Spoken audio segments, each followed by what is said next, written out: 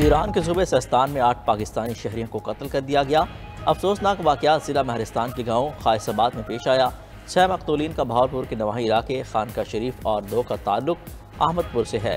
ईरानी media के मुताबिक तमाम मकतूलीन को हाथ पाँव बांध कर गोलियाँ मारी गईं। हमलावरों ने रात के वक्त वर्कशॉप में घुसकर फायरिंग की, जहाँ बाग अफराद में दिलशाद, उसका बेटा नईम, जाफिर, दानिश और नासिर शामिल। पाकिस्तानी मकतूलीन कार मैकेनिक की वर्कशॉप में काम करते थे। सिक्योरिटी फोर्सेस ने जाए वक़ुआ से लाशें बरामद कर लीं। हमलावरों की शनाख्त न हो सकी। ईरानी हुकाम ने तफ्तीश का आगाज़ कर दिया।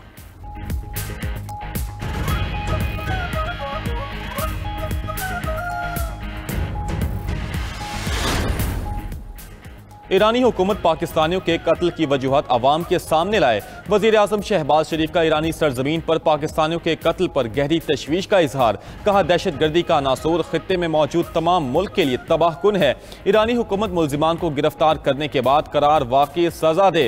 वज़ीर आज़म का वज़ारत खारजा को पाकिस्तानियों के अहले खाना से राबता करने और ईरान में पाकिस्तानी सफारत खाने को मकतूलीन की मैयतों की वापसी के लिए इक़दाम की भी हिदायत। वफाकी वज़ीर दाखिला मोहसिन नकवी की ईरान में 8 पाकिस्तानी शहरियों के कत्ल के वाक़े की मजम्मत। जाँ बहक शहरियों के लवाहिकीन से दिली हमदर्दी और इजहार ताज़ियत। कहा, दुख की घड़ी में जाँ बहक अफराद के खानदानों के साथ खड़े हैं। दफ्तर खारजा ने ईरान में 8 पाकिस्तानियों के कत्ल पर रद्द अमल देते हुए कहा, अफसोसनाक वाक़े पर ईरानी हुकाम से राब्ते में है। तफसीलात हासिल की जा रही हैं। हक़ाइक़ सामने आने पर बाज़ाब्ता बयान जारी किया जाएगा।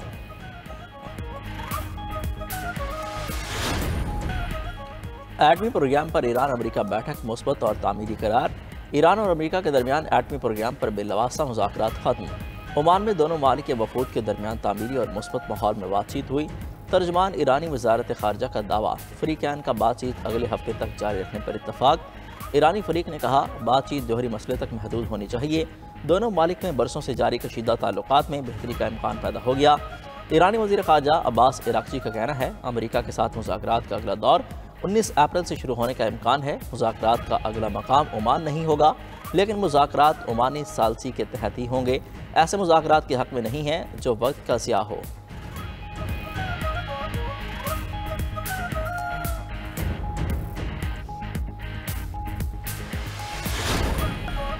ट्रंप का चीन पर टैरिफ के हवाले से यू टर्न। अमरीकी सदर ने चीन से इलेक्ट्रॉनिक्स डिवाइसेस की दरामदात को टैरिफ खारिज कर दिया। ट्रंप इंतजामिया के मुताबिक अमेरिका में ना बनने वाले कंज्यूमर इलेक्ट्रॉनिक्स मसनूआत की कीमतें कम रखने में मदद मिलेगी।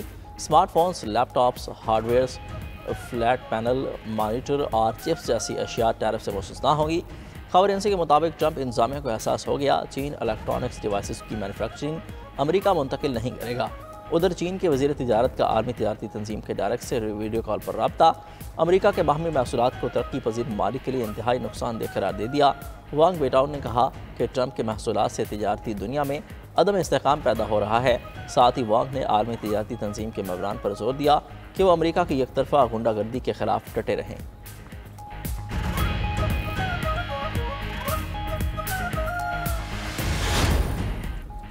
पनामा में अमरीकी फौज की तैनाती का माहिदा तय पा गया। अमरीकी मीडिया के मुताबिक अमरीकी फौज पनामा कैनाल के 7 अड्डों पर तैनात होगी। माहिदे पर दोनों ममालिक के आला सिक्योरिटी हुकाम ने दस्तखत किए। अमरीकी फौजी एहलकारों को तरबियत, मशकों और दीगर सरगर्मियों के लिए पनामा के ज़ेरे कंट्रोल तनसीबात में तैनात किया जा सकेगा। माहिदे में अमरीकी फौज को मुस्तकिल अड्डे बनाने की इजाज़त नहीं दी गई। पनामा की अपोजिशन जमात ने माहिदा मुल्क पर हमले के मुतरादिफ करार दे दिया।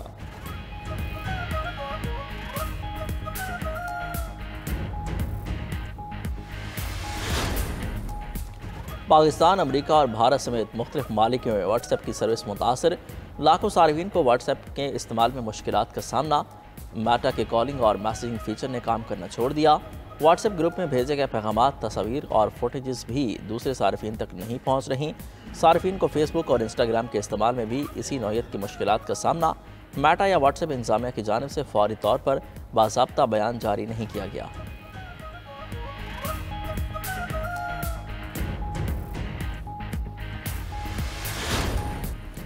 पीपल्स पार्टी का नहरों की तामीर का मंसूबा वापस लेने का मुतालबा।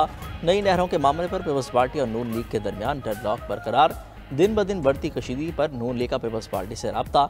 ज़राए के मुताबिक स्पीकर कौमी असम्बली अयाज सादिक और वज़ीर क़ानून आज़म नीर तारड़ की रहनुमा पीपल्स पार्टी नवीद कमर और शाजिया मरी से मुलाकात।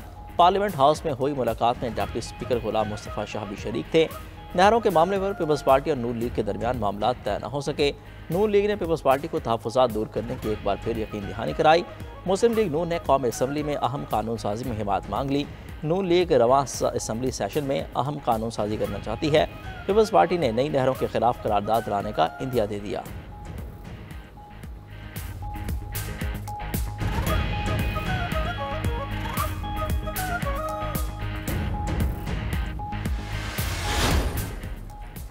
पीपल्स पार्टी ने विफाकी हुकूमत से अलग होने की धमकी दे दी। नई नहरों के मामले पर वजीर आला सिंध मुराद अली शाह के सब्र का पैमाना लबरेज हो गया।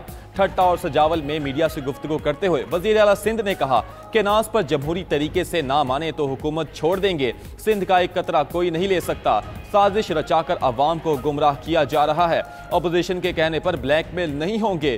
क्या हमारा मुल्क नए इलेक्शन का मुतहम्मिल हो सकता है? वजीर आला सिंध ने शहरियों के साथ केनाल नामंजूर के नारे लगाए। मुराद अली शाह ने मजीद कहा, कुछ लोग कहते हैं सदर जरदारी ने नहरों की इजाजत दी।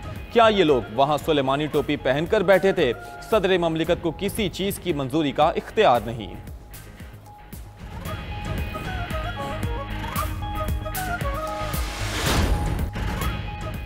पीटीआई को खास सियासी मकासद के तहत बनाया गया। तहरीक इंसाफ को फीड करना मुल्क तोड़ने के मुतरादिफ है। पीटीआई के बैनुल अक़वामी मकासद हैं। नून लीगी रहनुमा हनीफ अब्बासी के सियासी हरीफ जमात परवार 92 पॉडकास्ट में इंटरव्यू देते हुए कहा, आजम सवाती जो बात आज कह रहे हैं वो मैं अरसे से कह रहा था।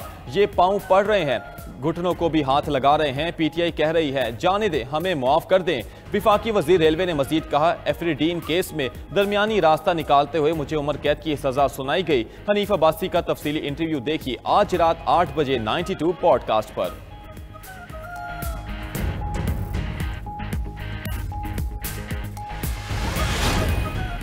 महंगाई में कमी का फायदा आवाम को नहीं पहुंच रहा। वजीर खजाना का एतराफ़। लाहौर में मीडिया से गुफ्तगू करते हुए मोहम्मद औरंगजेब ने कहा, आलमी कीमतों में कमी के बावजूद यहाँ कीमतें ऊपर जा रही हैं। मिडिल मैन मनमानी कर रहे हैं। सूबाई हुकूमतें कीमतों पर कंट्रोल यकीनी बनाएं। शरह सूद 22 से 12% हो चुकी है। पॉलिसी रेट में कमी से कारोबार में इस्तेकाम आ रहा है। हमारा असल मकसद आम आदमी को फ़ायदा पहुँचाना है। आवाम को फ़ायदा ना पहुँचा तो महंगाई में कमी के आदाद शुमार का कोई फ़ायदा नहीं।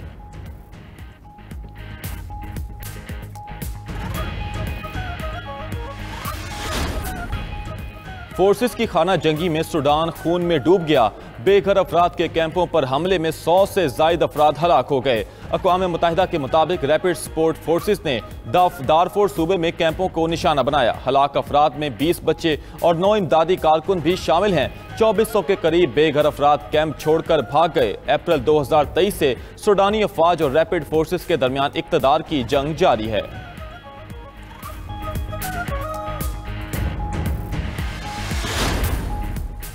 नाइजीरिया में फौजी कार्रवाई के दौरान 100 डाकू हलाक। मुबैना गैंग्स लीडर मरमोन जंगल में छुपा हुआ था। ऑपरेशन खुफिया इतला पर किया गया। कई इलाकों में जराइम पेशा अफराद के ठिकाने भी तबाह कर दिए गए। रवां हफ्ते डाकुओं ने शिमाली कॉन्स्टिट्यूशन की रियासत के गाँव पर हमला करके 43 अफराद को अगवा और 4 को हलाक कर दिया था।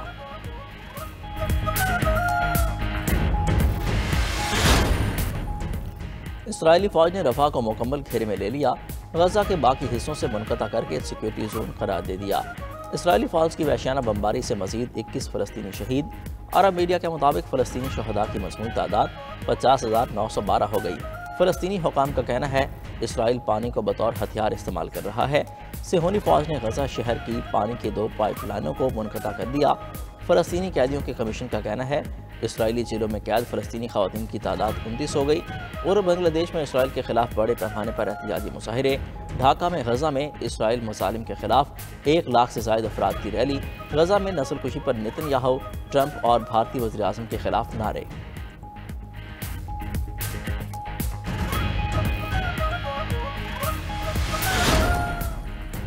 रूस खला में जौहरी हथियारों से सैटेलाइट को निशाना बना सकता है। नेटो सरबराह मार्क रटे का कहना है रूस बैरूनी खला में जौहरी हथियार रखने पर गौर कर रहा है। रूस की तरफ से सैटेलाइट को मार गिराने के संगीन नताइज हो सकते हैं। नेविगेशन, कम्युनिकेशन सिस्टम और माहौलियाती निगरानी के ऑपरेशंस मुतासिर हो सकते हैं। रूस का मुमकिन इकदाम 1967 के खलाई माहिदे के खिलाफ होगा।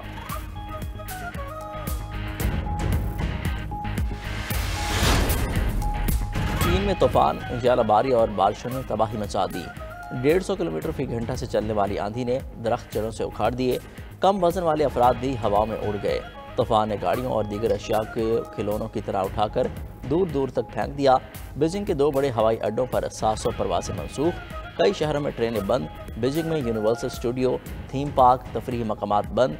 फुटबॉल मैचेस मनसूख। महकमा मौसमियात के मुताबिक तूफान ने 75 साला रिकॉर्ड तोड़ दिया।